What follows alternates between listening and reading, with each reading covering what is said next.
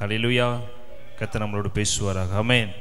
கதை சொல்லுங்க, தேவன் ரொம்ப நல்லவர், நமக்கு அற்புதம் செய்கிறவர், ஒரு அதிசயம் செய்கிறவர். ஹல்லேலூயா, ஹல்லேலூயா.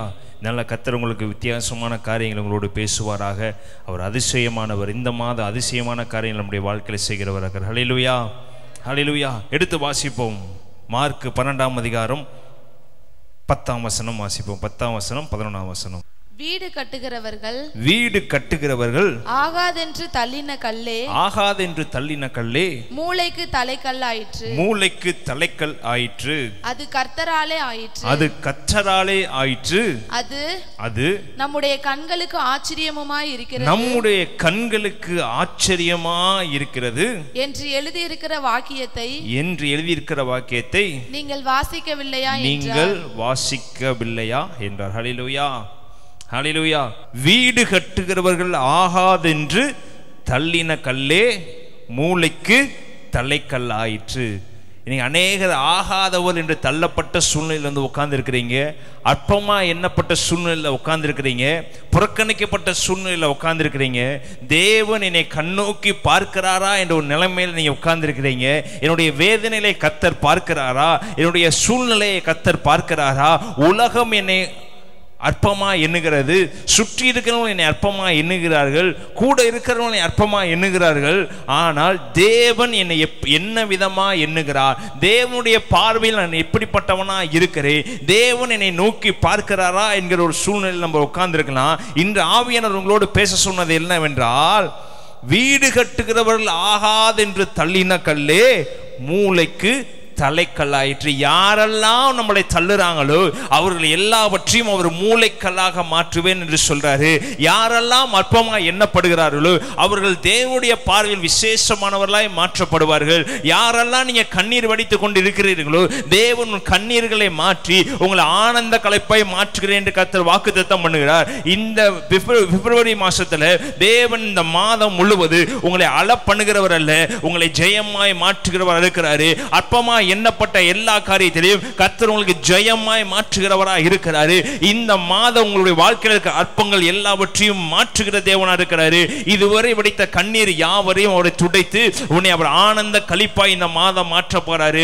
உங்க சுற்றி இருக்கவங்க யாரெல்லாம் உங்களை அற்பமா எண்ணினாங்களோ, உங்க சொந்தக்காரங்க யாரெல்லாம் உங்களை அற்பமா எண்ணினாங்களோ, உங்க உடன் பிறந்தவர் யார் உங்களை அற்பமா எண்ணினாங்களோ, முடியாத காரியத்தை எண்ணி உங்களை சொல்லி சொல்லி யார் உங்களை அற்பமாயி கேவலமாயும் ஆகாது என்று தள்ளினாங்களோ அவங்க கண்களுக்கு முன்பதாக உங்களை அவரை மூளைக்கல்லாய் மாற்றுவேன் என்று வாக்குத்தத்தம் பண்ண கரங்களை நன்றி சொல்லுதோமா? அவர் வாக்கு பண்ணினாருனா அவர் நிறைவேற்றுகிற தேவனா இருக்கிறாரு.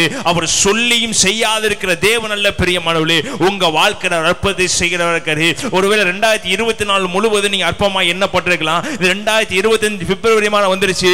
இந்த மாதமும் என்ன அற்பமா எண்ணப்படுகிற மாதமா இருக்கும் என்று நீங்கள் எண்ணினார். கர்த்தர் சொல்கிறார் அப்படி அல்ல, எல்லாவற்றையும் ஒரு புதிதாக மாற்றுகிற மாதமாய் மாற்றுவேன் என்று கர்த்தர் சொல்கிறாரு. எல்லா சகலத்தையும் ஒரு புதிதாக மாற்றுகிற தேவனா இருக்கிறாரு. உங்க வாழ்க்கையில முந்தினவையில் நினைக்க வேண்டாம், பூர்வமானவையில் சிந்திக்க வேண்டாம். இதோ உங்க வாழ்க்கையில ஒரு புதிய காரியங்களை செய்வார். ஹல்லேலூயா.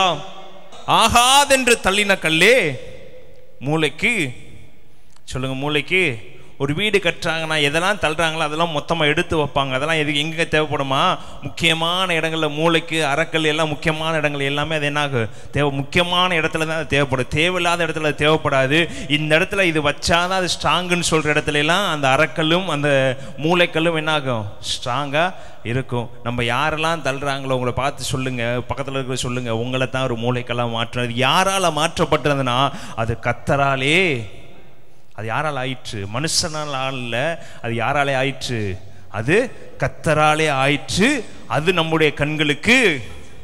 அப்போ தள்ளுன கல்ல அவர் மாற்றி அந்த ஆச்சரியமானதாக மாற்றுகிறவர். ஹல்லேலூயா, ஹல்லேலூயா. அது சாதாரணமானதாக மாற்றுகிற தேவன் அல்ல, அது அவர் ஆச்சரியமானதாக மாற்றுகிற தேவன். உங்களை தள்ளின எல்லார் கண்களுக்கு உங்களை உயர்த்தி அவர்களை ஆச்சரியமான பிள்ளைகளாக மாற்றுவார். ஹல்லேலூயா, ஹல்லேலூயா. வசனம் எழுதப்பட்டது சங்கீதம் 22ஆம் அதிகாரம் 24ஆம் வசனம் இப்படியே எழுதப்பட்டிருக்கு. எடுத்து வாசிப்போம். உபத்திரவப்பட்டவனுடைய உபத்திரவத்தை அவர் அற்பமாய் எண்ணாமலும் அருவருக்காமலும் தம்முடைய முகத்தை அவனுக்கு மறைக்காமலும் இருந்து தம்மை நோக்கி அவன் கூப்பிடுகையில் அவனை கேட்டருளினார்.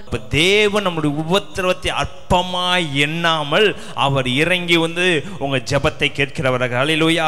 மனுஷர்கள் உங்களை அற்பமாய் நினைக்கலாம், ஆனா இயேசு உங்களை அற்பமாய் நினைக்கிறவர் அல்ல. மனுஷர்கள் உங்களை தள்ளிவிடலாம், ஆனா இயேசு உங்களை தள்ளி விடுகிறவர் அல்ல.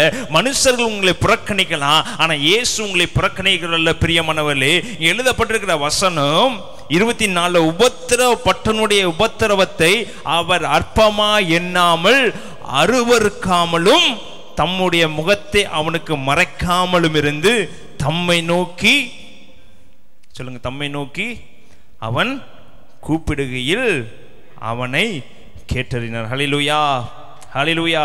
பக்கத்தில் பார்த்து சொல்லுங்க, அவர் உங்களை அருவருக்காத தேவன், உங்களை காரி உமிழாத தேவன். மனிதர்கள் உங்களை அருவருக்கலாம், மனிதர்கள் உங்களை புறக்கணிக்கலாம், மனிதர்கள் உங்களை இகழ்ந்து பேசலாம், மனிதர்கள் உங்களை அருவருத்து தம்முடைய முகத்தை அவனுக்கு மறைக்காமல் மறைச்சு ஒருவேளை மனிதர்கள் வைத்திருக்கலாம். ஆனால் இயேசுவோ உங்களை அருவருக்காமல் உங்களை பாதுகாக்கிற தேவனா இருக்கிறாரு. இயேசுவோ உங்களை புறக்கணிக்காமல் உங்களை பாதுகாக்கிற தேவனா இருக்குது. மனுஷர்கள் உங்களை அற்பமாய் எண்ணிக்கொண்டு இருக்கிறாங்க, ஆனால் இயேசு சொல்லுகிறார், நான் உன்னை அற்பமாய் எண்ணவும் மாட்டேன், உன்னை அருவருக்கவும் மாட்டேன், உன்னை தன்னுடைய பிள்ளையா உன்னை சேர்த்துக்கொள்வேன் சொல்ல. கணக்கு நன்றி செலுத்தும். அந்த மாலை வேளையில அவர் உங்களை பிள்ளையாக மாற்றியிருக்கிறார். அவருடைய இரத்தத்தை சிந்தி நம்மை அவருடைய பிள்ளைகளாக என்ன பண்ணியிருக்கிறாரு, மாற்றியிருக்கிறார். ஹல்லேலூயா, ஹல்லேலூயா. மனிதர்கள் யாரெல்லாம் அருவருத்தாங்க, மனிதர்கள் யாரெல்லாம் அற்பமா எண்ணினாங்களோ பைபிள் அவங்க எல்லாவற்றையும் தேவன் உயரத்தில் வச்சிருக்காரு. ஆமென், ஹல்லேலூயா. யாரெல்லாம் புறக்கணிக்கப்பட்டாங்களோ எல்லாத்துடைய வசனங்களையும் வாசித்து பார்த்தீங்கன்னா அவர்கள் எல்லாவற்றையும் ஒரு மேன்மை உள்ளவராக மாற்றியிருக்கிறாரு. புத்தகத்தில் பைபிளில் ஏடுகளில் அவர்களுடைய பெயர்கள் எழுதப்பட்டிருக்கிறது. நம்ம பலவான் நினைக்கிற இடத்துல எல்லாம் பலவானா இருந்தவர்கள் விழுந்து போனார்கள், ஆனால் அற்பமா யாரெல்லாம் எண்ணப்பட்டாங்களோ அவங்கள பெரிய கிரீடத்தை கொடுத்து அவர்களை ஆசீர்வதித்தவர் இருந்தார். ஹல்லேலூயா. பக்கத்தில் பார்த்து சொல்லுங்க, நீ அற்பமா எண்ணப்படுகிறது நல்லது, ஏனென்றால் கர்த்தர் உன்னை மிகவும் நேசிக்கிறார். ஹல்லேலூயா, ஹல்லேலூயா. அற்பமா எண்ணப்படுகிற மேல் தேவன் பிரியமா இருக்கிறார். அற்பமா எண்ணப்படுகிற மேல் தேவன் கருசனையா இருக்கிறவர். ஹல்லேலூயா. அவருடைய ஜெபத்தை தள்ளாமலும் அவர் ஜெபத்திற்கு முதலாவதாக அவர் பதிலளிக்கிறவருமா இருக்கிறார். ஹல்லேலூயா, ஹல்லேலூயா. வேதம் சொல்லப்பட்டிருக்கிறது. மத்தேயு 20ஆம் அதிகாரம் 30ஆம் வசனத்திலிருந்து 34ஆம் வசனம் ஒரு சம்பவம் எழுதப்பட்டிருக்கிறது. ஜனங்கள் அற்பமா எண்ணுகிறார்கள், ஆனால் தேவனோ என்ன காரியத்தை செய்கிறார் எழுதப்பட்டிருக்கிறது. மத்தேயு 20ஆம் அதிகாரம் 30ஆம் வசனத்திலிருந்து 34ஆம் வசனம் வரை வாசிங்க. அப்பொழுது வழி அருகே உட்கார்ந்திருந்த இரண்டு குருடர் இயேசு அவ்வழியே வருகிறார் என்று கேள்விப்பட்டு, ஆண்டவரே, தாவீதின் குமாரனே, எங்களுக்கு இரங்கும் என்று கூப்பிட்டார்கள். அவர்கள் பேசாதிருக்கும்படி ஜனங்கள் அவர்களை அதட்டினார்கள். அவர்களோ, ஆண்டவரே, தாவீதின் குமாரனே, எங்களுக்கு இரங்கும் என்று அதிகமாய் கூப்பிட்டார்கள். இயேசு நின்று அவர்களை தம்மிடத்தில் அழைத்து, நான் உங்களுக்கு என்ன செய்ய வேண்டும் என்றிருக்கிறீர்கள் என்றார். என்ன செய்ய வேண்டும் என்று எண்ணுகிறீர்கள் என்று கேட்டார். ஆமென், ஆமென். இங்க ஒரு சம்பவம் நடைபெற்று கொண்டிருக்கிறது. தேவன் மலி அருகே சென்று கொண்டிருக்கிறாரு. இரண்டு குருடர்கள் வீதியிலே உட்கார்ந்து அந்த வழியாக இயேசு செல்கிறார் என்று கேள்விப்பட்ட போது, தாவீதின் குமாரனே, எனக்கு இரங்கும் என்று சொல்லி எப்படி கூப்பிட்டாங்களா? உரத்த சத்தமாய் கூப்பிட்டார்கள். ஆனால் ஜனங்களோ என்றால் அவர்களை அதட்டினார்கள் என்று எழுதப்பட்டிருக்கிறது. இப்ப ஜனங்கள் பார்க்கிற பார்வை எப்படிப்பட்டதா இருந்தது?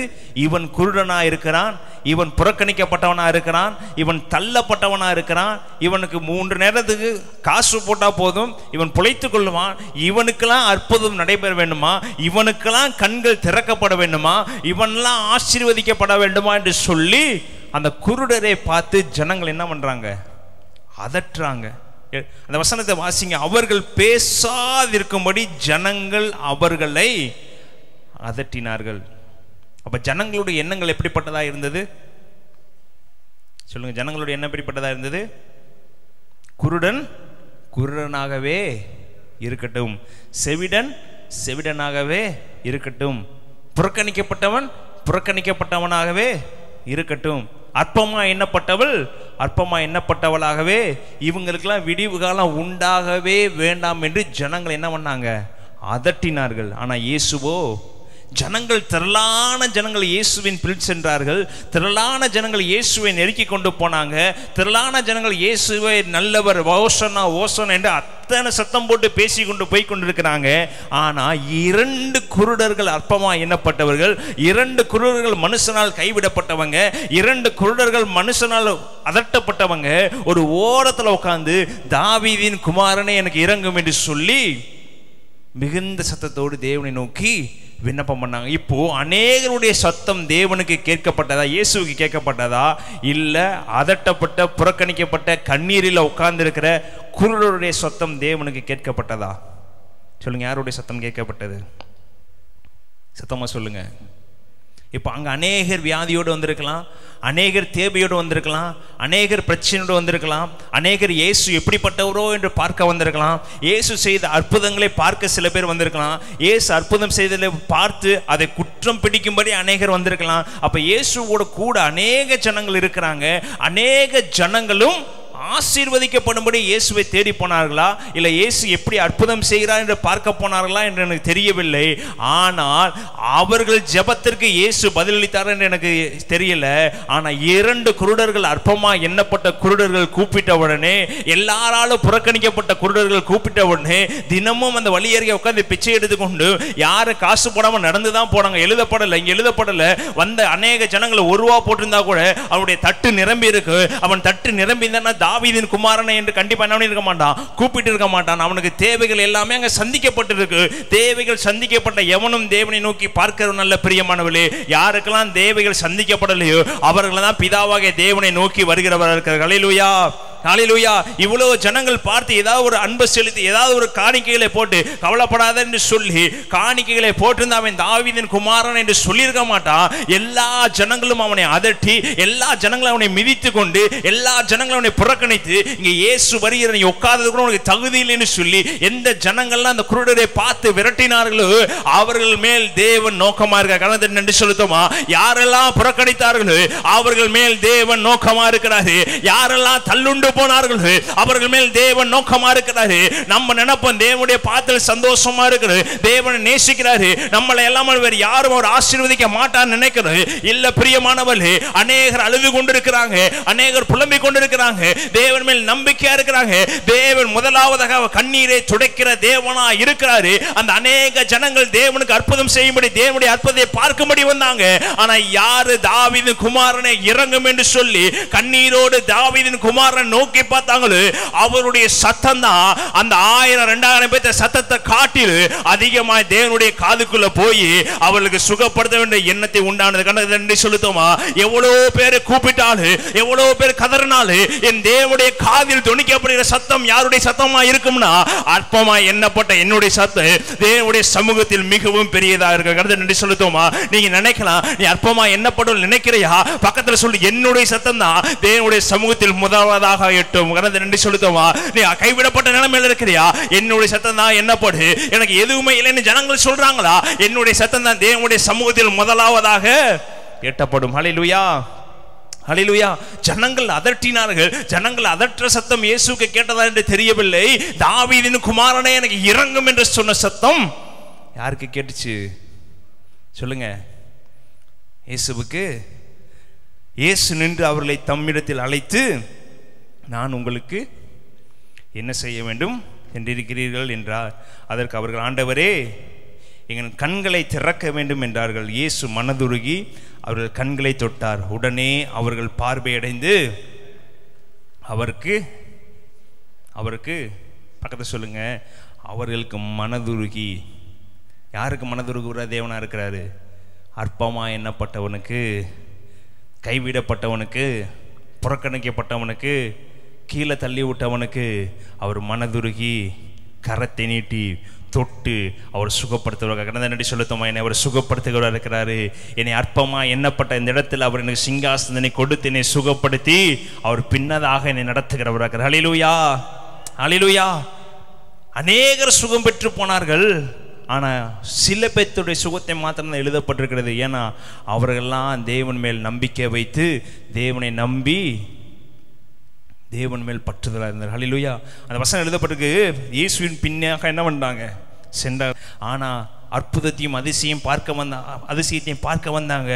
ஆனால் அவங்கெல்லாம் தொடர்ந்து பின்னே போனார்கள் என்றால் எழுதப்படவில்லை. அவர் அப்புறம் போகும்போது அவங்க என்ன பண்ணிட்டாங்க, திரும்பியும் வீட்டுக்கு வந்துட்டாங்க. ஆனால் அற்பமாக எண்ணப்பட்டவனுக்கு அவர் அற்புதத்தை செய்யும்போது அவங்க இயேசுவுடனே கூடவே நடக்க ஆரம்பித்தாங்க. அவர் கூடவே நடக்கிற பிள்ளைகளை தான் தேடிக்கொண்டு இருக்கிறது. அவங்களுக்கு அவர் அற்புதம் செய்கிறவர்கள். ஹல்லேலூயா, ஹல்லேலூயா. ஏன் இயேசு அற்பமாக எண்ணப்பட்டவர்கள் மேல் அவர் பிரியமாக இருக்கிறார்னா, அவரே அற்பமாக எண்ணப்பட்டவராக தான் பூமியில் வந்தார். ஹல்லேலூயா, ஹல்லேலூயா. அவரே அருவருக்கு தக்கதாக தான் பூமியில் இறங்கி வந்தார். அவருடைய சூழ்நிலையில் யாரெல்லாம் இருக்கிறாங்களோ அவங்க மேல் அவர் மனது இருக்கிற தேவனாக இருக்கிறார். ஹல்லேலூயா. எடுத்து வாசிப்போம். மார்க்கு 8ஆம் அதிகாரம் 31ஆம் வசனம் இப்படியாக எழுதப்பட்டிருக்கிறது.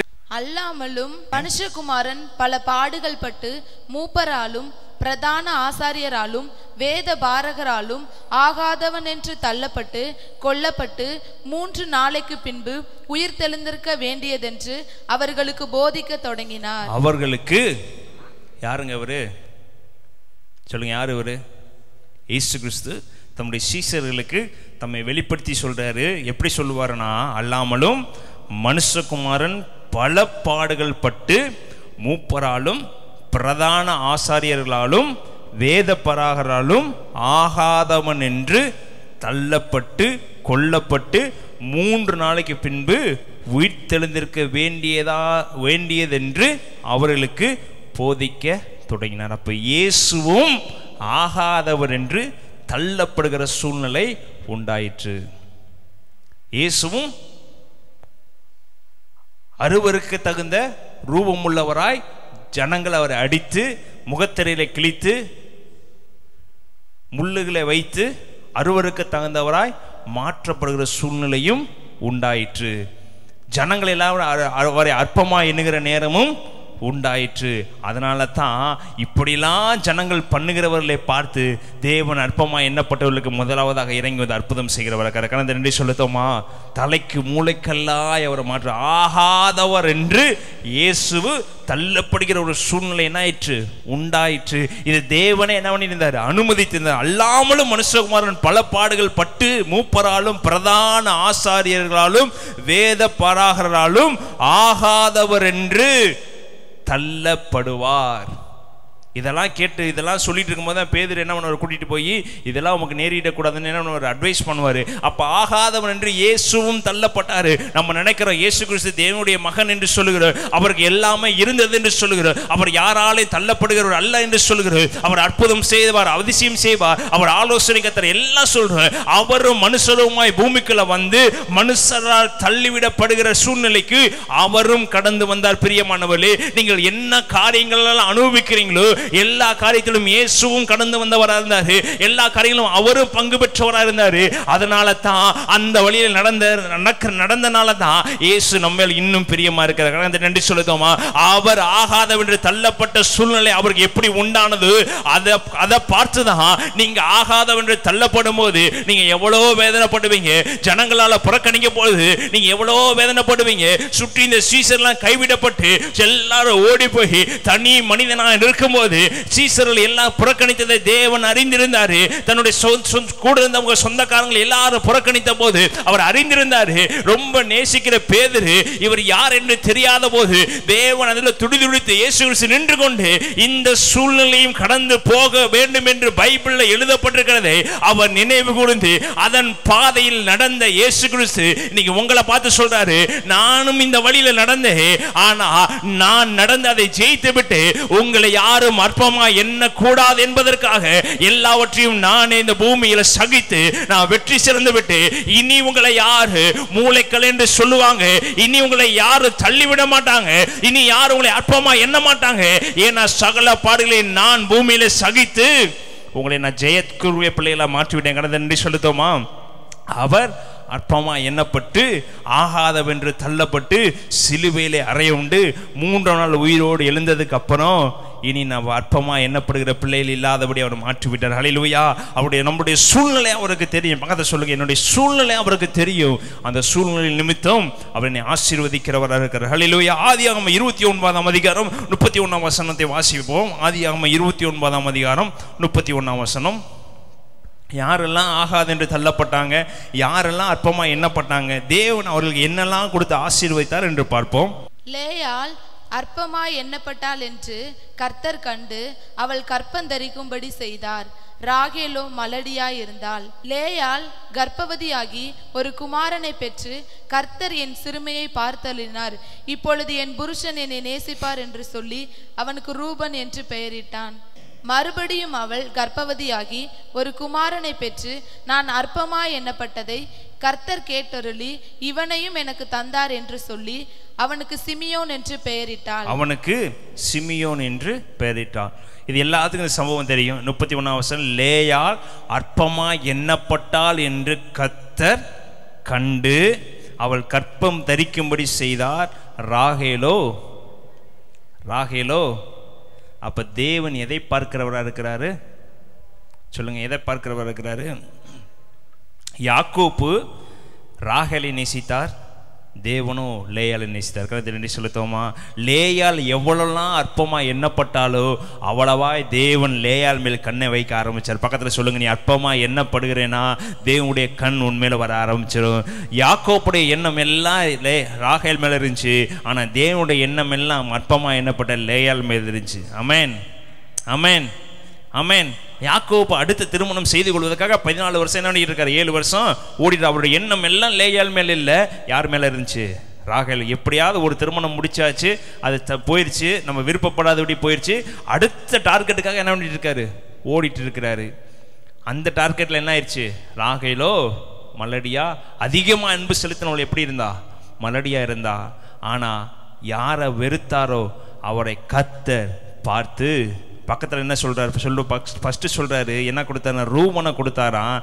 ரெண்டாவது மறுபடியும் அவள் கர்ப்பவதியாகி ஒரு குமாரனை பெற்று நான் அற்பமா எண்ணப்பட்டதை கர்த்தர் கேட்டருளி இவனையும் எனக்கு தந்தார் என்று சொல்லி அவனுக்கு சிமியோன் என்று யாருக்குங்க கொடுத்தாரு?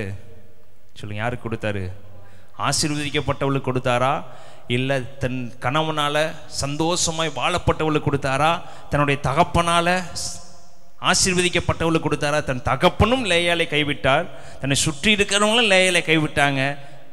கணவனாய்க்கு யாக்கோப்பும் லேயாளை கைவிட்டார். ஏன்னா அவள் கூச்ச பார்வையில், அதை கூச்ச பார்வைனா அவளுக்கு கண்ணு சரியா தெரியாது, மங்கியே கண்ணு உள்ளவள்.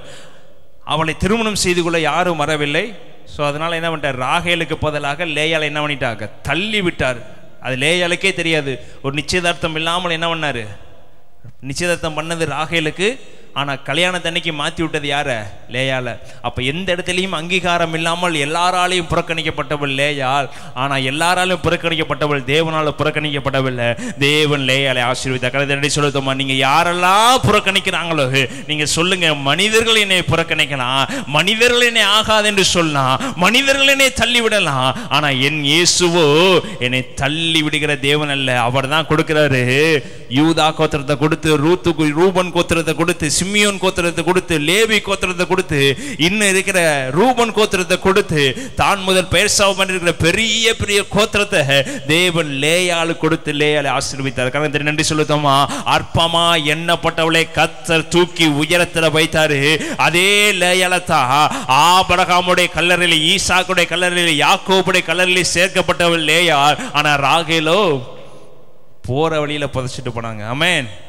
அற்பமா எண்ணப்பட்டவளுக்கு எவ்வளோ பெரிய கிரெடிட் அவர் கொடுக்குறாரு பாருங்க. நீங்க ஒருவேளை யாராலும் அற்பமா எண்ணப்படாமல் இருந்தேன்னா சொல்லுங்க, என்னை யாராவது அற்பமா எண்ணுகிறபடி மாற்றுங்க. அப்பதான் தேவன் நம்ம மேல் பிரியமா இருக்கிறவரை. நீங்க கண்ணீர் வடிச்சிங்கன்னா தேவன் தாங்குகிற தேவன் நல்ல பிரியமானவளை. உங்க கண்களிலிருந்து ஒரு சொட்டு கண்ணீர் வந்துச்சுன்னா அவர் இறங்கி வந்து அற்புதம் செய்கிறவர் இருக்கிறாரு. அவரால் அதை ஏற்றுக்கொள்ள முடியாது. அப்ப எவ்வளோ நிந்தையா அனுப்பிச்சிருப்பான்னு யோசித்துப்பாங்க. லேயா அனுபவிச்ச நிந்தை அதிகம். தகப்பன் கைவிட்டாரு, தாய் கைவிட்டார், சுற்றி இருந்த சகோதரிகள் கைவிட்டாங்க. தன் உடன் பிறந்த ராகேலும் என்ன விட்டா? நீ எப்படி இது பண்ணலாம் என்று சொல்லி ராகேலும் கைவிட்டார். தன் கணவனை என்ன விட்டாரு? கைவிட்டாரு. யார் உன்னை கைவிட்டாலும், தாய்மொழியை மறந்தாலும், தகப்பனுடைய மறந்தாலும் அவர் உன்னை சேர்த்துக் கொள்கிறார். அந்த நேர் சொல்லுதோம். அவர் சொல்றாரு, லேயாள் அற்பமா எண்ணப்பட்டாள் என்று யாக்கோப்பு கண்டு என்று எழுதப்பட்டிருக்கிறதா? சகோதரர்கள் கண்டு என்று எழுதப்பட்டிருக்கிறதா? ராகேல் கண்டு என்று எழுதப்பட்டிருக்கிறதா? யாரு கண்டா? கர்த்தர் கண்டு.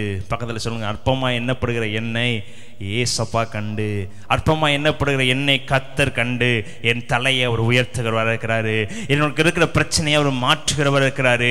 அவர் ரெட்டிப்பான நன்மையை கொடுத்து என்னை ஆசீர்வதிக்கிற இருக்கிறாரு. இந்த ஊர்ல இருக்கிற எல்லாரும் நம்ம சபையை அற்பமா எண்ணுறாங்களே, ஒரு நாள் இதை மூளைக்கல்லாய் மாற்றும் போது அவர்கள் தேடி வந்து உட்கார்ந்து இதை நான் ஒரு நாள் விட்டுட்டேன் என்று சொல்லி அவர்கள் ஆச்சரியப்படும்படியாக தேவன் செய்கிற காரியம் ஆச்சரியம் உள்ளதாக இருக்கு. தலைக்கு மூளைக்கல்லாயிற்று, அது கர்த்தராலே ஆயிற்று.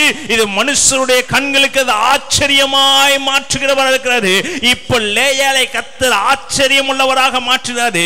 தாவீதின் குமாரனை இறங்கும் என்று சொல்லும் போது அந்த அத்தனை ஜனங்களை இயேசுவை கூப்பிட்டிருப்பாங்க. அத்தனை ஜனங்களுக்கு அவர் கேட்டார்னு எழுதப்படல.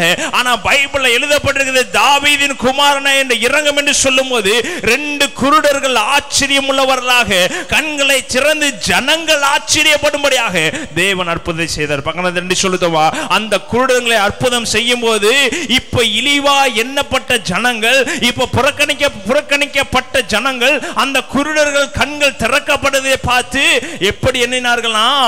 ஆச்சரியமா எண்ணினார்களாம். இதுக்கு முன்னதாக ஒரு குருடர்கள் புறக்கணிக்கப்பட்டவர்கள், ஆனா அற்புதமானதுக்கு அப்புறம் அவர் எப்படிப்பட்டவர்களாக மாற்றப்பட்டாங்க?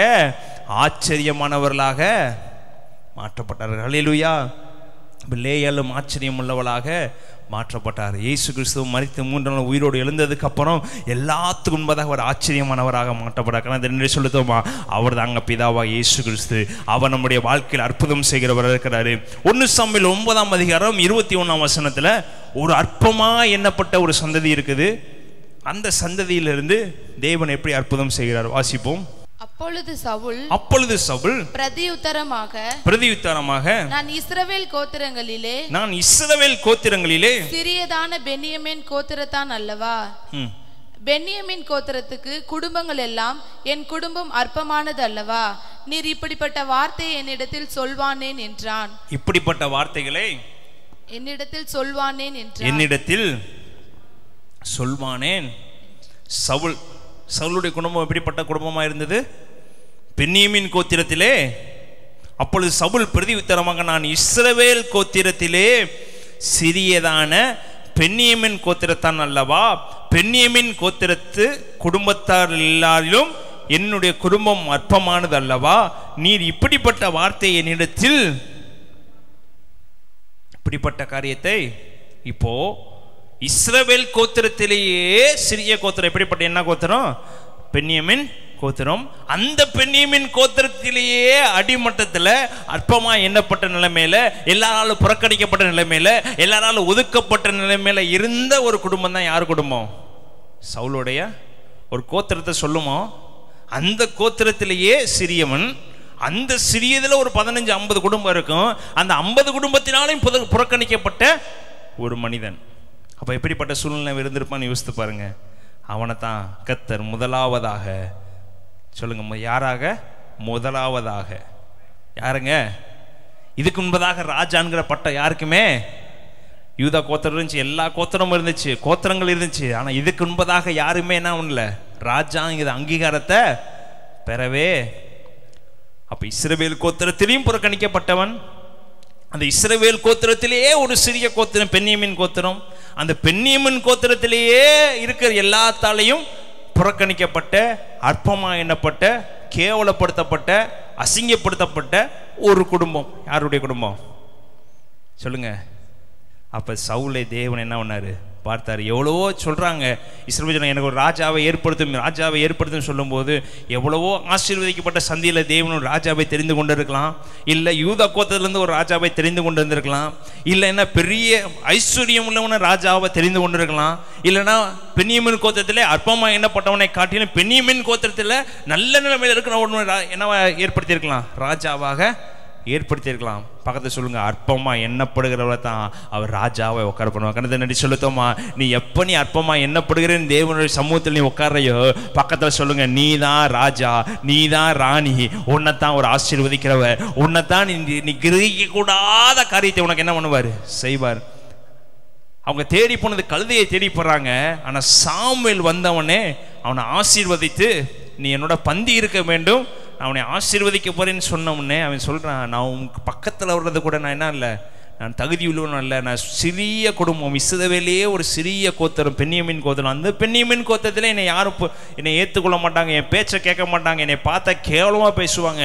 அப்படிப்பட்ட என்னையா தேவன் ஆசீர்வதிக்கிறாரு, அப்படிப்பட்ட என்னையா தேவன் கூப்பிட்றாரு. பக்கத்தில் சொல்லுங்க, என்னத்தாங்க அவர் கூப்பிடுறாரு? புறக்கணிக்கப்பட்ட என்ன தாங்க அவர் பார்க்குறாரு? எல்லாராலும் சூழ்நிலை ஒதுக்கப்பட்ட என்ன தாங்க அவர் நோக்கி பார்க்குறாரு? வேற யாரையும் அவர் பார்க்குறவர் இல்லை, என்னை நோக்கி பார்க்கிறவர். ஹல்லேலூயா, ஹல்லேலூயா. அவர் எப்படி ஆசீர்வதிக்கிறார் என்று பார்ப்போம். 10ஆம் அதிகாரம் 20ஆம் வசனத்தை வாசிங்க. இன்னும் அவன் எப்படி பயப்படுகிறவனா இருந்தான்னு எழுதப்பட்டிருக்கிறது. சாமுவேல் இஸ்ரவேல் கோத்திரங்கள் எல்லாம் சேர பண்ணின பின்பு பென்யமீன் கோத்திரத்தின் மேல் சீட்டு விழுந்தது. அப்போ சாமுவேல் என்ன பண்றாருன்னா, இஸ்ரவேல் ஜனங்களுக்கு போது எல்லா கோத்திரத்திலிருந்தும் ஒரு ஒவ்வொருத்தரை வர வச்சு சீட்டு போடுறாரு. அடுத்து ராஜாவா யாரை தேர்ந்தெடுக்கப்பட வேண்டும் என்பதற்காக என்ன பண்றாரு? சீட்டு போடுறாரு. அதுல பென்யமீன் கோத்திரத்தில் இருந்த யாரோடைய பேரையும் போட்டாரு? சவுலுடைய பேரையும் சீட்டுல போடுறாரு. ஆனா சீட்டு யார் மேல விழப்பட்டது? சொல்லுங்க. சீட்டு சேர பண்ணின பென்யமீன் கோத்திரத்தின் மேல் சீட்டு விழுந்தது. அவன் பென்யமீன் கோத்திரத்தை அதனுடைய குடும்பங்களின்படியே சேர பண்ணின பின்பு மாத்தேரி குடும்பத்தின் மேலும் அதிலே கீசின் குமாரனாகிய சவுலின் மேலும் சீட்டு விழுந்தது. சவுலின் மேலும் சீட்டு விழுந்தது. அவனை தேடின போது அவன் அகப்படவில்லை. அவனை தேடின போது, அப்ப அவன் மேல் சீட்டு போடுறாங்கன்னு சவுலுக்கு தெரியும். சவுலுக்கு தெரிஞ்ச முன்னாடியே அவர் சொல்லிட்டாரு, உன்னை ராஜாவா ஆக்குவாரு, உன்னை மேன்மைப்படுத்துவான்னு சொல்லிட்டாரு. ஆனா இப்ப ராஜாவா தேர்ந்தெடுக்கிறதுக்கு ஒரு சீட்டு விழுகுது. அந்த சீட்ல சவுலுடைய பேர் இருக்குது. அப்ப சவுல் எங்க இருந்திருக்கணும்? சீட்டு போற இடத்துல இருந்திருக்கணும். ஆனா அவன் என்ன பண்ணவில்லை? இருக்கவில்லை. எழுதப்பட்டிருக்கிற வசனம், சீட்டு விழுந்தது, அதிலே கீசின் குமாரனாகிய சவுலின் மேலும் சீட்டு விழுந்தது. அவனை தேடின போது அவன் அகப்படவில்லை. அவன் இனி இங்கே வருவானா என்று அவர்கள் திரும்பி கர்த்தரிடத்தில் விசாரித்த போது, இதோ அவன் தளவாடங்கள் அடியில் இருக்கிற இடத்தில் ஒளித்து கொண்டிருக்கிறான் என்று கர்த்தர் சொன்னார். அப்போ தன்னைத்தானே ஒளித்துக் கொள்கிற சூழ்நிலை இருந்தவன் தான் யாரு?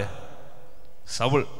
தன்னை ஜனங்களுக்கு முன்பதாக வெளிப்படுத்த கூட தைரியம் இல்லாதவன் தான் யாரு? சவுல். அந்த ஜனங்களுக்கு முன்பதாக, இவ்வளோ கோத்திரங்களுக்கு முன்பதாக சீட்டு விழப்படுகிறது. அந்த சீட்டில் பங்கு பெற கூட அவனுக்கு என்ன இல்லை? தகுதி இல்லை. சாமுவேல் சொன்ன ஒரு காரணத்துக்காக சவுல் மேல் சீட்டு என்ன எழுதி போட்டாங்க. ஆனால் சீட்டு விழுந்தது சவுல் மேல் விழுந்தது. ஆனால் ஜனங்கள் அவனை தேடுகிறாங்க. ஜனங்களால் அவனை கண்டுபிடிக்க முடியல. ஜனங்கள் எல்லா ஜனங்களும் சவுல் எங்கே எங்கே என்று பார்க்குறாங்க. ஜனங்களால் கண்டுபிடிக்க முடியாத ஒரு இடத்துல போய் ஒளிந்து கொண்டிருக்க, தடவாளங்களுக்கு அடியில் போய் ஒளிந்து கொண்டிருக்கிறான். ஆனா அவனை கண்டுபிடிக்கிற கரம் யார்கிட்ட இருந்துச்சுன்னா கர்த்தர்ட்ட இருந்துச்சு. ஜனங்கள்லாம் தேடி பார்த்துட்டு இல்லைன்னு சொல்லும் போது அப்ப யார்கிட்ட போய் கேட்கிறாங்க? கர்த்தர்ட்ட போய் கேட்கிறாங்க, அவ எங்கே என்று. வாசிங்க. அப்பொழுது அவன் இனி இங்கே வருவானா என்று அவர்கள் திரும்பி கர்த்தரிடத்தில் விசாரித்த போது, அவன் திரும்பி வருவானா? அவனை காணவில்லை. சீட்டு போட்டாச்சு, அவன் என்ன பண்ணல? காணல. அவன் வருவானா என்று சொல்லி யார்கிட்ட கேட்டாங்க? கர்த்தரிடத்திலேயே கேட்கிறாங்க. இதோ அவன் தளவாடங்களில் இருக்கிற இடத்திலே ஒளிந்து கொண்டிருக்கிறான் என்று கர்த்தர் சொன்னார். இப்ப யாருங்க கண்டுபிடிக்கிறா? அற்பமா எண்ணப்பட்டவனை யாரு கண்டுபிடிக்கிறா? சொல்லுங்க. ஜனங்களால கண்டுபிடிச்சு எடுக்க முடியல, ஆனா கர்த்தர் கண்டுபிடிக்கிறாரு. நீங்க எங்க ஓடி போய் ஒளிஞ்சு நீங்க அழுது கொண்டிருந்தாலும், ஜனங்களுக்கு முன்பதாக முகத்தை காட்ட மாட்டேன் என்று சொல்லி நீங்கள் தடவாடங்களுக்கு அடியில போய் ஒளிந்து கொண்டிருந்தாலும், என் கர்த்தர் உங்களை பார்க்கிறவராக. கணத்தை நின்று சொல்லுத்தோமா, நீங்க எங்க உங்களை ஒளித்து கொண்டாலும், எந்த ஒரு ஃபங்க்ஷனுக்கு போனாலும், யாராவது என்னை கேட்பாங்க என்று சொல்லி நீ வீட்டில் உட்கார்ந்து அழுது கொண்டிருந்தாலும், என் தேவன் உங்களை பார்க்கிறவராக இருக்கிறாரு. அவர் அதிசயம் செய்ய வேண்டும் என்று நினைச்சாரனா அவர் உங்களை தூக்கி நிறுத்தி உங்களை அதிசயம் அற்புதம் செய்கிறவராக இருக்கிறாரு. எங்க ஓடி போனாலும் அற்பமா எண்ணப்படுகிறவர்கள் அற்பமா எண்ணப்படுவர்கள் என்று சொல்லி நம்மளை நாமே நம்ம தகுதி இல்லை என்று சொல்லி ஒழித்துக் கொண்டிருந்தாலும், அவர் நினைச்சுட்டாரனா உங்களை வெளியே கூட்டிட்டு வர்ற வரைக்கும் அவர் சோர்ந்திருக்கிற தேவன் அல்ல. மனிதர்கள் தேடி பார்க்கிறாங்க, சவுலை கண்டுபிடிக்க முடியவில்லை. அதனால திரும்பி கர்த்தரிடம் கேட்கிறாங்க, சவுல் திரும்ப வருவானா? அவன் எங்க இருக்கிறான் என்று கேட்கும் போது அவர் சொல்றாரு, அவன் தளவாடங்கள் அடியில் இருக்கிற இடத்திலே ஒளித்து கொண்டிருக்கிறான் என்று கர்த்தர் சொன்னார். தேடி பார்க்குறவங்களை கேவலப்படுத்த தேடி பார்க்குறவனை காணல, என்ன பண்ணுவது? அவன் வருவானா? சீட்டு போட்டாச்சு, அவன் வருவானா? வருவான். அவன் ஒழித்து கொண்டு இருக்கிறான். அவனை போய் கூட்டிட்டு வாங்க, அவன் தான் அந்த ராஜா என்று சொல்லி அவர் என்ன பண்றாரு? ஆசீர்வதிக்கிறார். அடுத்த வசனத்தை வாசித்து பார்த்தீங்கன்னா, அப்பொழுது அவர்கள் ஓடி அங்கே இருந்து அவனை அழைத்து கொண்டு வந்தார்கள். அவன் ஜனங்கள் நடுவே வந்து நின்ற போது எல்லா ஜனங்களும் அவனுக்கு தோளுக்கு கீழா இருக்கத்தக்க உயரம் உள்ளவனா இருந்தான். பைபிள் எழுதப்பட்டிருக்கு, சவுல் பராக்கிரமசாலி, சௌந்தரியவான், மிகவும் உயரமானவன். அவன் வந்து நிற்கும்போது எல்லா ஜனங்களும் அவனுக்கு கீழானவர்களாக இருந்தாங்க. ஆனாலும் அவனுடைய மனசும் அவனுடைய குடும்பமும் பென்னியமின் கோத்திரத்திலேயே இருக்கிற எல்லா ஜாதியிலையும் தள்ளிவிடப்பட்டவனாக இருந்தபடினால எல்லா ஐஸ்வர்யமும் பலமும் வல்லமையும் அழகும் இருந்தாலும் தனக்குள்ளே அவன் எப்படிப்பட்டவனாக இருந்தான்? அற்பமாய் எண்ணப்பட்டவனா இருந்தான். ஆனால் தேவன் அவனை அற்பமாய் எண்ணவில்லை, அவனை உயர்த்த வேண்டும் என்று தக்கனதை சொல்லுத்தோமோ. அந்த அடுத்த வசனத்தை வாசித்து பார்த்தீங்கன்னா, அப்பொழுது சாமுவேல் எல்லா ஜனங்களையும் நோக்கி, கர்த்தர் தெரிந்து கொண்டவனை பாருங்கள், சமஸ்த ஜனங்களுக்குள்ளும் அவனுக்கு சமமானவன் இல்லை என்றான். அப்பொழுது ஜனங்கள் எல்லாரும் ஆர்ப்பரித்து ராஜா வாழ்க என்றார்கள். இப்போ அற்பமாய் எண்ணப்பட்டவனை, ஒதுக்கப்பட்டவனை, புறக்கணிக்கப்பட்டவனை, கேவலப்படுத்தப்பட்டவனை ஜனங்கள் என்னன்னு சொல்றாங்க? சொல்லுங்க, ஜனங்கள் என்ன சொல்றாங்க? ஆச்சரியமா பார்க்குறாங்க. எப்படிடா மேலே விழுந்துச்சுன்னு சொல்லி இப்போ சாமுவேல் கையை தூக்கி காமிக்கிறாரு, இது வழி இல்லை என்று சொல்லி ஜனங்கள் எப்படி பார்த்தாங்களா? ராஜா என்று சொல்லி எல்லாரும் ஆர்ப்பரித்து ராஜா வாழ்க என்றார்கள். இப்போ ஒரு 5 நிமிடத்துக்கு முன்பதாக இந்த ஜனங்களை ஃபேஸ் பண்ணுவதற்கு பயந்து எங்க உட்கார்ந்துருந்தான்? சொல்லுங்க, ஒரு 5 நிமிடத்துக்கு முன்பாக எங்கே உட்காந்துருந்தான்? தளவாடங்களுக்கு அடியில் உட்காந்து ஒழித்து கொண்டிருந்தான். 5 நிமிடத்துக்கு அப்புறம் எப்படிப்பட்ட ஜனங்கள் இப்போ சொன்னாங்க? ராஜா வாழ்க. 5 நிமிடமோ, அரை மணி நேரமோ, 1 மணி நேரமோ உங்கள் வாழ்க்கையை மாற்றணும்னு நினைச்சாருன்னா அவர் மாற்ற வல்லவர். அந்த ரெண்டு சொல்லுதுமா, எவ்வளோ நேரம் ஆகிறது முக்கியம் இல்லை. நீங்கள் உங்களை ஒழித்து கொள்ளலாம், நீங்கள் உங்களை அற்பமாக நினைக்கலாம், நீங்கள் உங்களை கேவலமாக நினைக்கலாம். ஆனால் என் தேவன் அப்படி நினைக்கிறவர் இல்லை. அடுத்த அரை மணி நேரமோ, 1 மணி நேரமோ, ஒரு நாளோ, 24 மணி நேரமோ, 1 மாசமோ அவர் நினைச்சாருன்னா உங்க தலையை உயர்த்தி நிறுத்த வல்லவராயிருக்கிறார். ஹல்லேலூயா, ஹல்லேலூயா, ஹல்லேலூயா. ஒழித்து கொண்டான். இப்ப சொல்றாங்க ராஜா வாழ்க. ராஜா, இதுதாங்க தேவன் உயர்த்தணும்னு நினைச்சாருன்னா ராஜாவை தான் உயர்த்துவாரு. இது ஒரு போர்ச்சேவனை ஆக்கியிருக்கலாம், இல்லைன்னா இராணுவத்தில் ஒரு பெரிய ஆள் ஆக்கியிருக்கலாம், இல்லை ஏதோ ஒரு காரியத்தை செய்து அவனை என்ன பண்ணியிருக்கலாம். அவர் அப்படி இல்லை, கீழே இருக்கவனை மேலே கொண்டு போய் உட்கார வச்சு அவர் அழகு பார்க்குற தேவனாக இருக்கிற. தேவனுக்கு இது பிரியமில்லை தான். பைபிளில் சவுலை ராஜா வாக்குற தேவனுக்கு பிரியமில்லை. ஜனங்கள் தான் எனக்கு ஒரு ராஜா வேண்டும் என்று கேட்குறாங்க. ஆனால் தேவன் பிரியம் இல்லாமல் தான் சில காரியங்களை பார்த்து அற்பமாக என்ன பண்ணணும் தேடி போய் அவன் ஆசீர்வதிக்கிறாரு. இந்த ஜனங்களை அற்பமாக என்ன பண்ணணும் தேடி போறாரு. ஆனாலும் தேவன் எப்படி உயர்த்துறாரு பாருங்க. அற்பமாக எண்ணப்பட்டவனை கொண்டு வந்து ராஜாவை உட்கார பண்ணுகிற அளவுக்கு தேவன் அவனை என்ன பண்ணினார்? ஆசீர்வதித்தார். ஹல்லேலூயா. இனி இவனுக்கு விரோதமாக யாரும் என்ன பண்ண மாட்டாங்க, எழும்ப மாட்டாங்க. எழுதப்பட்டிருக்க வசனம், அவன் ஜனங்களுக்கு நடுவே வந்து நின்ற போது எல்லா ஜனங்களும் அவன் தோளுக்கு கீழாக இருந்தார்கள், உயரமுள்ளவனாக இருந்தான். அப்பொழுது சாமுவேல் எல்லா ஜனங்களையும் நோக்கி, கர்த்தரை தெரிந்து கொண்டவனை பாருங்கள், சமஸ்த ஜனங்களுக்குள்ளும் அவனுக்கு சமமானவன் இல்லை என்றான். அப்பொழுது ஜனங்கள் எல்லாரும், அப்ப சமஸ்த இஸ்ரவேலுக்குள்ளும் இவனை மாதிரி யாருமே இல்லை, அப்படிப்பட்டவனாய் கர்த்தர் சவுலை உருவாக்கினார். ஹல்லேலூயா, ஹல்லேலூயா, ஹல்லேலூயா. ஒன்றுமே இல்லாதவனை தேவன் என்ன பண்ணினாரு? உருவாக்கினாரு. புறக்கணிக்கப்பட்ட ஜனங்களே அவனை ராஜா என்று சொல்லுகிற அளவுக்கு கர்த்தர் ஜனங்களுடைய இருதயத்தை மாற்றினார். இவனுடைய இருதயம் புறக்கணிக்கப்பட்டதாக இருந்தது.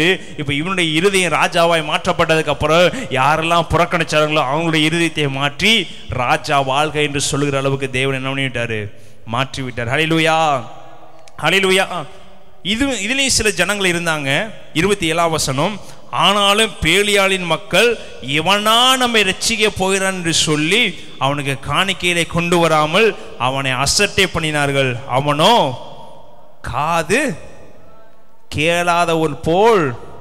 இப்போ நம்முடைய வாழ்க்கையில் சில நேரத்தில் எப்படி தான் இருக்கணும்? சொல்லுங்க, சொல்லுங்க, எப்படி இருக்கணும்? நம்ம இருக்கோமா அப்படி? சொல்லுங்க. இப்போ ஒரு ஜனங்கள் இவனை ராஜாவை ஏற்றுக்கொண்டு ஆர்ப்பரிச்சாங்க. சில பேலியாளின் மக்கள் இவன் என்ன பண்ணல, இவனுக்கா இந்த கணம், நம்மளை காரி துப்புன இவனுக்கா இந்த மேன்மை, இவனுக்கா அப்படி நடக்குது, இவன் இப்படிலாம் பண்ணியிருக்கிறான் அப்படிலாம் பண்ணியிருக்கான்னு சொல்லி அவனை காரி துப்பி அவனை காணிக்கையிலே கொண்டு வராமல் அவனை கேவலப்படுத்தினாங்க. இப்போ அவன் எப்படி இருந்தான் சொல்லுங்க? காது கேளாதவள் போல. பக்கத்தில் சொல்லுங்க, சில விஷயத்துல காது கேளாதவள் போல இருக்கணும். தேவன் நம்மளை அபிஷேகம் பண்ணி ஆசீர்வதிக்கும் போது, ஜனங்கள் பேசும்போது நீங்க காதில் என்ன பண்ண தேவையில்ல, போட்டுக்கவே தேவையில்லை. தேவனே நம்மளை உயர்த்தும் போது இவர்கள் பேசுவதை நம்ம காதில் கூட என்ன கூடாது. ஜனங்கள் நம்மளை புறக்கணித்து கேவலப்படுத்தி என்ன வேணா பேசிட்டு போ. தேவனை ஆசீர்வதிக்க வல்லவர், அவரின் தலையை உயர்த்துவார். நீ என்ன வேணா என்ன பண்ணிக்கொள்ளுங்க, பேசிக்கொள்ளு. ஆனால் நீ யார்கிட்ட தான் படிஞ்சிருக்கணும்? இனிமேட்டுக்கு சவுல்கிட்ட தான் படிஞ்சு நீ காது கேளாத போல என்ன வேணா பேசிக்க. ஆனால் யார்கிட்ட தான் அடிமையாக இருக்கணும்? இனிமேட்டுக்கு சவுல்கிட்ட தான். பேலியாளின் மக்கள் யாருக்கு தான் அடிமை? இனிமேட்டுக்கு யாருடைய பேச்சை கேட்டாகணும்? உனக்கு பிடிக்குதோ பிடிக்கலையோ யார் பேச்சை கேட்கணும்? சவுளுடைய பேச்சை.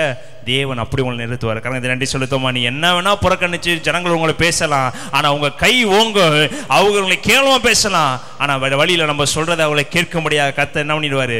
திருப்பி விட்டுருவார். ஹல்லேலூயா. அதாங்க தேவன் செய்கிற அற்புதம். அவர் அற்பமாக எண்ணப்பட்டவர்களை யார் அவர் அசட்டை பண்ணுகிற தேவன் இல்லை, அவரை உயர்த்தி வைத்து அவளை அழகு பார்க்குற தேவனாக இருக்கிறாரு. ஹல்லேலூயா. 1 சாமுவேல் 1ஆம் அதிகாரம் 6ஆம் வசனத்திலிருந்து வாஸ்து பார்த்தீங்கன்னா இந்த சம்பவம் தெரியும். அன்னாள் பெனினாள் என்ப 2 பேர் யாருக்கு மனைவியாக இருந்தாங்க? எல்கானாவுக்கு மனைவியாக இருந்தாங்க. பெனினாளுக்கோ குழந்தைகள் இருந்துச்சு, அன்னாளுக்கோ குழந்தைகள் இல்லை. இப்போ அந்த பெனினாள் என்பவள் அன்னாளை துக்கப்படுத்தினாள். எனக்கு குழந்தைகள் இருக்கு, உனக்கு இல்லை என்று சொல்லி என்ன பண்ணா? துக்கப்படுத்தினாள். ஆனால் கர்த்தரோ அன்னாளின் கற்பத்தை அடைத்திருந்தாள். அன்னாள் தேவனுடைய சமூகத்தில் உட்கார்ந்து, அற்பமாக எண்ணப்பட்டவள் என்னை பெண்ணினால் என்னை அற்பமாக எண்ணுகிறாள், என்னை கேவலமாக எண்ணுகிறாள், எனக்கு ஒரு ஆண் குழந்தையை கொடுத்தால் இடத்தில் ஒப்பு கொடுப்பேன் என்று சொல்லி தேவனுடைய சமூகத்தில் அழுது கொண்டிருந்தாள். அவருடைய அழுகையை தேவன் கேட்டு தான் முதல் பெயர் சபை அவரை பக்கத்தில் சொல்லுங்க, அற்பமாக எண்ணப்பட்டவளுக்கு கேவலமாக எண்ணப்பட்டவளுக்கு எப்படிப்பட்ட சவுல் எப்படி ஒரே ஒரு ராஜா முதல் ராஜா வைத்தாரோ, இன்ன வரைக்கும் தான் முதல் பெயர் சபையர் இந்த தீர்க்கதரிசியில் சாமுவேல் போல தீர்க்கதரிசி இன்றும் இப்பொழுதும் பூமியிலே இல்லை. ஹல்லேலூயா, ஹல்லேலூயா. அப்படிப்பட்ட ஒரு தீர்க்கதரிசியை யாருக்கு கொடுத்தாங்க? அற்பமாய் எண்ணப்பட்டவள், கைவிடப்பட்டவள், தன்னுடைய கூட இருந்தவளால் புறக்கணிக்கப்பட்டவளுக்கு கர்த்தர் கொடுத்து ஆசீர்வதித்தார். ஹல்லேலூயா, ஹல்லேலூயா. யோவான் 8ஆம் அதிகாரம் 4ஆம் வசனத்திலிருந்து 9ஆம் வசனம் வரையும் வாசித்தீங்கன்னா, ஒரு ஸ்திரீயை, விபச்சாரகர ஸ்திரீயை கையும் களவுமா பிடித்திட்டு வர்றாங்க. இவளை கல்லெறிய வேண்டும் என்று எல்லாரும் என்ன பண்ணுறாங்க? இயேசுவின் இடத்துல சொல்கிறாங்க. இயேசு சொல்கிறார், நீங்கள் பாவம் செய்யாத யாராவது ஒருத்தர் இருந்தீங்கன்னா என்ன பண்ணுங்க? கல் எடுத்து அடிங்க என்று சொல்லி தரையில் உட்காந்து என்ன பண்ணுறாரு? எழுதுகிறார். உங்களில் பாவம் இல்லாதவன் எவனோ அவன் இவளை கல்லெறியட்டும். இப்போ ஜனங்கள் எல்லாரும் சொல்றாங்க, இவன் மெய்யும் கையும் மெய்யுமாய் பிடிபட்டால், இவன் விபச்சாரம் செய்ததை பார்த்தாங்க, கையும் மெய்யுமாக பிடிபட்டா இவளை கல்லெறிய வேண்டும் என்று எல்லா ஜனங்களும் சுற்றி அந்த மகளை நோக்கி பார்க்குறாங்க. ஆனால் தேவனோ பார்க்கிற பார்வை அப்படி இல்லைங்க. நீங்க அவளை பாவியான ஸ்திரியை பார்க்குறீங்க. உங்களில் எவனாவது பாவம் இல்லாதவனா இருந்தா அவளை பார்த்து என்ன பண்ணுங்க? கல்லெறி என்று சொல்லி எழுத ஆரம்பிச்சாரு. ஒருவன் கூட என்ன இல்லை, பாவம் இல்லாதவனாய் ஒருவன் கூட அந்த இடத்துல இல்லை. அந்த வசனத்தை வாசித்து பார்த்தீங்கன்னா, அவரையும் அவளையும் தவிர ஒருவரும் அந்த இடத்துல இல்லை. அவர் எழுதுனதுக்கு அப்புறம் அவர் சொல்கிறார், உங்களில் பாவம் இல்லாதவன் எவனா இருந்தா கல்லெறி என்று சொல்லி எழுதுறாரு. அடுத்த வசனத்தை வாசித்து பார்த்தீங்கன்னா, அவளையும் இயேசுவையும் தவிர அந்த இடத்துல ஒருவருமே. அப்போ ஜனங்கள் எல்லாருடைய பார்வை, அவள் அற்பமாக எண்ணப்பட்டவள், அவர் பாவியான ஸ்திரீ, அவள் கேவலமான ஒரு ஸ்திரீ, எப்படி சொல்லி ஜனங்கள் எல்லாரும் கல்லெறியதுக்கு ரெடியாக இருக்கிறாங்க. இவங்க பெரிய உத்தமராக, அந்த பொண்ணு மட்டும் தான் பாவம் செய்த ஜனங்கள் பார்க்குறாங்க. ஆனால் தேவனுடைய பார்வை அப்படி இல்லைங்க. மனதுருகி பார்க்குறாரு. உங்களில் யாராவது பாவம் இல்லாமல் இருக்கிறீங்களா? இல்லை இல்லை, உங்களுடைய வாழ்க்கையிலே பாவம் இருக்குது. இவ பாவம் செய்திருக்கிறா, ஆனால் தேவன் மன்னிக்க வல்லவராக இருக்கிறாரு. உங்களில் பாவம் இல்லாத ஒரு உத்தமன் நீங்கள் இருந்தீங்கன்னா கல்லெறிய வேண்டும் என்று எழுதும்போது எல்லாரும் ஓடி போனாங்க. கர்த்தர் அவளை ஆசீர்வதித்து, நீ பாவம் செய்யாதே போ என்று சொல்லி அவளை மன்னித்து அவளை ஆசீர்வதிக்கிறவர். ஹல்லேலூயா. கர்த்தருடைய பார்வை இப்படி தான் இருக்கும். எல்லாராலும் புறக்கணிக்கப்பட்ட கல்லெறிய போகிற ஒருத்தியை தான் கர்த்தர் ஆசீர்வதித்து அவளை தூக்கி எடுக்கிறவர் இருக்கிறார். ஹல்லேலூயா, ஹல்லேலூயா. இன்னொரு அதிகாரம் லூக்கா 7ஆம் அதிகாரம் 38ஆம் வசனம் 39ஆம் வசனத்தில் வாசித்து பார்த்தீங்கன்னா, பாவியான ஒரு ஸ்திரீ தேவனுடைய காலை தன் தலைமயிரினால் கழுவுறா. தன்னுடைய தலைமயிரினால் கழுவுறா. அங்கே இருக்கவங்க பார்த்து சொல்றாங்க, இவ பாவியான ஸ்திரீயாச்சு, இவ தீர்க்கதரிசி என்று சொல்லுகிறாரே, இவள் பாவியான ஸ்திரீ என்று அவளுக்கு எப்படி தெரியாமல் போச்சு? இவள் பாவியான ஸ்திரீ என்று தெரிஞ்சிருந்தா தன் தலைமயிரினால் என்ன பண்ண மாட்டா? இயேசு தேய்க்க விட மாட்டார். இவ பாவியான ஸ்திரீ என்று சொல்ல ஜனங்கள் சொல்கிறாங்க.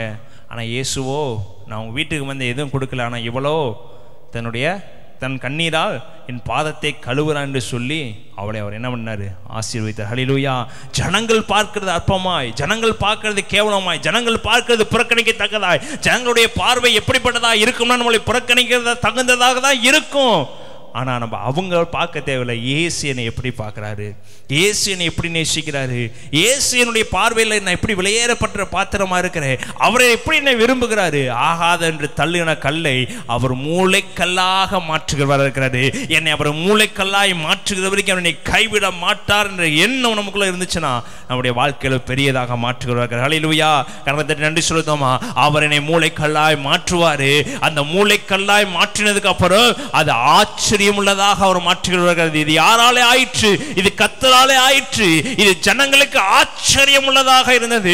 அவர் எழுதுறாரு, இதுல பாவியானவன் எவனா, பாவி இல்லாதவன் எவனா இருந்தால் கல்லறி என்று சொல்லும் போது அங்க வேத பராகர் இருந்தாங்க, ஆசாரியர்கள் இருந்தாங்க, இயேசு பெரிய உத்தமர்கள் இருந்தாங்க. ஆனா இயேசுவையும் அவளையும் தவிர ஒருவர் கூட கல்லெறியத்தக்கதாக ஒருவர் கூட அங்க இல்லை. தேவன் எப்படிப்பட்டவராக இருக்கிறார் பாருங்க. எல்லாத்துடைய பாவத்தையும் அவன் தெரிந்து வைத்திருந்தாலும் அவளுடைய பாவங்களை எல்லாரும் மன்னிப்பு கேட்கல.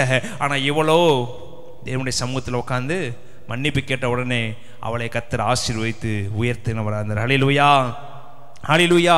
அப்ப ஜனங்களா சொல்லியிருக்கோம், இங்க பாவம் இல்லாத எவனா இருந்தா ஒரு சொல்லியிருக்கலாம், ஒரு விஷயம் பாவத்தை மன்னிங்கன்னு சொல்லிட்டு என்ன பண்ணிருக்காங்க? கல் எடுத்து அடிச்சிருக்கலாம். அந்த எண்ணம் யாருக்கு இல்லை? அந்த மக்களுக்கு. அவங்களுடைய எண்ணங்கள் எல்லாம் அவளை எப்படியாவது கல்லெறிய வேண்டும் எண்ணம் தான் இருந்துச்சு. இன்னைக்கு சொல்ற உங்களுடைய ஜனங்கள் நீங்க விழ வேண்டும் என்ற எண்ணம் தான் உங்களுக்கு இருக்கும், உங்களை ஆசீர்வதிக்க வேண்டுங்கிற எண்ணம் இருக்காது. ஆனா இயேசு உங்களை ஆசீர்வதிக்க எண்ணம் மாத்திரம் தான் அவர் வைத்திருப்பாரு. அவரை நம்புங்க. அவர் உங்க தலைகளை உயர்த்தி அவர் உங்களை ஆசீர்வதிக்கிறவராக இருக்கிறாரு.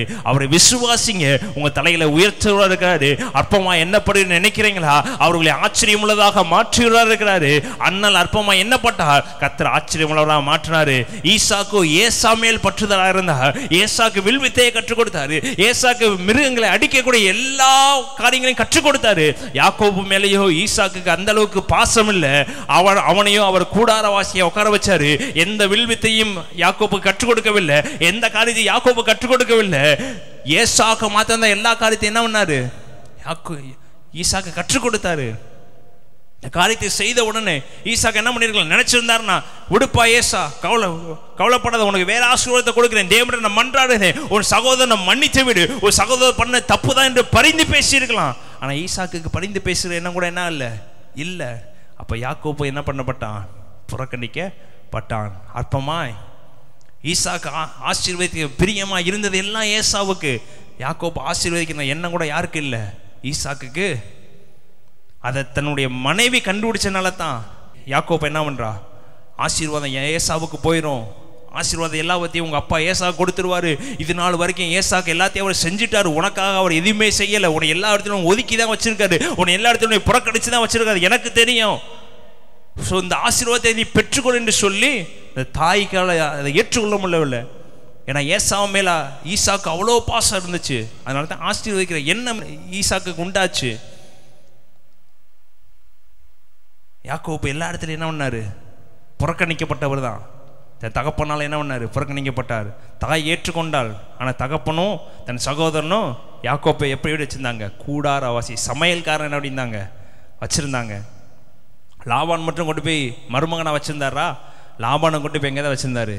அடிமையாக தான் வச்சிருந்தாரு. ஆனால் இயேசுவோ பிதாவாகிய தேவனோ அவனை கோத்திரத்துக்கு ராஜாவை உட்கார பண்ணாரு. அவனை கொண்டுதான் தேவன், நான் வெறுங்கையாய் போனேன், ஆனால் இப்போதோ நான் திரும்பி வரும்போது இரு பரிவாரங்களை உடையவனாய் வந்தேன் என்று சொல்லி கர்த்தர் யாரெல்லாம் மனுஷர்கள் புறக்கணிச்சாங்களோ அதெல்லாம் அவர் பார்த்துட்டு எவ்வளவோ ஆசீர்வதிக்க கூடாதோ அவ்வளவா யாக்கோபு ஆசீர்வதித்தார். கர்த்தர் நன்றி சொல்லுத்தோமா. எவ்வளோனா ஆசீர்வதிக்க முடியுமோ அந்த அளவுக்கு ஆபிரகாமை ஆசீர்வதித்ததை விட, ஈசாக்கை ஆசீர்வதித்ததை விட அதிகமாக யார் ஆசீர்வதிச்சாரு? ஆபிரகாம் புறக்கணிக்கப்படலைங்க, தேவனுடைய வார்த்தையை கேட்டு வந்தான். ஈசாக்கு புறக்கணிக்கப்படலைங்க. ஏன்னா ஆபிரகாம் ஈசாக்கு மேல் பற்றுதலாக இருந்து இஸ்மவேலை புறக்கணித்தாரு. ஆனால் ஈசாக்கு அவர் என்ன பண்ணல?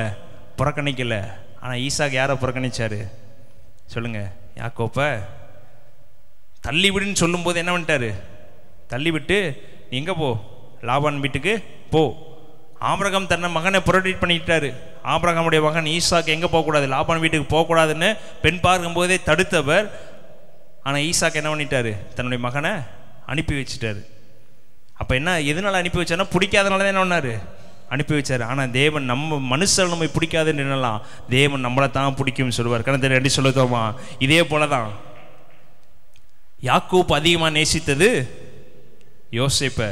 ஆனால் தன்னுடைய சகோதரர்ல யோசேப்பு எப்படி பார்த்தாங்க, அற்பமாக பார்த்தாங்க. இவன் இருந்தானா இனிமேலுக்கு என்ன இல்லை நமக்கு வாழ்க்கையில்னு சொல்லி யோசேப்பை கொலை செய்ய திட்டமிட்டு அவனை தூக்கி குழியில் போட்டு அவனை கேவலப்படுத்தி அவனை எவ்வளோ வெள்ளிக்காசு வெட்டி போட்டாங்க, 20 வெள்ளிக்காசுக்கு விற்று போட்டாங்க. ஆனால் தேவனோ யாரோட அந்த யோசேப்போடே இருந்து அவன் தலையை உயர்த்தி அற்பமாக எண்ணப்பட்டதை தேவன் அவனை அதிகாரியாக உட்கார வச்சு யாரெல்லாம் அவனை கேவலப்படுத்தினாங்களோ அவன்லாம் வந்து யோசேப்புடைய காலில் விழுந்து என் ஜனத்தை ரட்சிக்க வேண்டிய என் ஜனங்கள் சாக போதுன்னு கேட்குற அளவுக்கு தேவன் யோசேப்பின் தலையை உயர்த்தினார். பக்கத்தில் சொல்லுங்கள், அற்பமாக எண்ணப்படுகிறாயா, தேவன் தலையை உயர்த்துவார். எல்லாரும் எலும்பி நின்று ஒரு நல்ல வேலையில் யாரெல்லாம் நீங்கள் அற்பமாக எண்ணப்படுகிறீங்க, யாரெல்லாம் ஆகாத என்று தள்ளப்பட்டிருக்கீங்க, தேவன் உங்களை மூளைக்கல்லாக மாற்றுகிறவராக இருக்கிறாரு. உங்கள் தலைகளை அவர் உயர்த்துகிறவர் இருக்கிறாரு. அவரை நம்பி வந்தவரை ஒருவரையும் அவர் கைவிடாமல் பாதுகாக்கிறவர், அவர் உயர்த்துகிறவர், அவர் நடத்துகிறவர். இயேசுவின் அன்பின் பரலோக எஜமானே, நல்ல வேலைக்கு நன்றி செலுத்துகிற ராஜா. இயேசு கிறிஸ்துவின் நாமத்தில் ராஜா, நீர் மாத்திரம் ஆசீர்வதிப்பீராக. அந்த பிள்ளைகளை கேட்கிற பார்க்கிற எல்லாரையும் ஆசீர்வதிப்பீராக ராஜா. இயேசு கிறிஸ்துவின் நாமத்தில் ஆகாது என்று உள்ளே தள்ளப்பட்ட கல்லா இருக்கலாம், நீ மூளை கல்லாய் மாற்றி அவளை ஆச்சரியம் உள்ளவர்களாக மாற்றுவீராக ராஜா. ஜனங்கள் ஒரு நாள் வெட்கப்பட்டு போகக்கூடாது ராஜா. யார் யார் குறைவோடு இருக்கிறாங்க, யார் யார் பலவீனத்தோடு இருக்கிறாங்க, யாரெல்லாம் ராஜா சோர்வோடு இருக்கிறாங்களோ ராஜா, பல நாட்கள் ஆசீர்வாதத்துக்காக இயங்கி கொண்டு இருக்கிறாங்களோ எல்லாருக்கும் ஆசீர்வாதத்தை கொடுத்து தேவைகளை சந்தித்து இயேசுவின் நாமத்தில் நீ ஆசீர்வதிப்பேரா என்று இயேசுவின் நாமத்தில் ஜெபிக்கிறேன் ராஜா. இந்த மாதம் அவங்களுடைய ஆசீர்வாதமான மாதமாய் மாற்றப்படட்டும். எல்லா துதிகளும் மகிமையாக செலுத்துகிறேன், நீர் மகிமைப்படும். இயேசுவின் நாமத்தில் ஜெபிக்க நல்ல பிதாவே, ஆமேன், ஆமேன், ஆமேன்.